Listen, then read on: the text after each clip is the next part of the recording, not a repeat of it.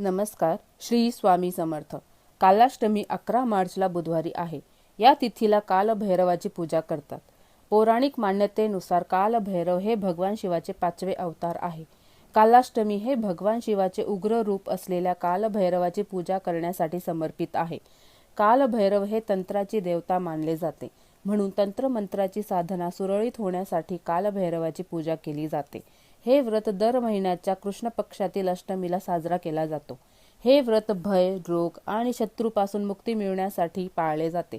विशेषतः कार्तिक महिन्यातील भैरव अष्टमीला मोठे महत्त्व आहे, कारण कार्तिक महिन्यात कालभैरव जयंती साजरी केली जाते.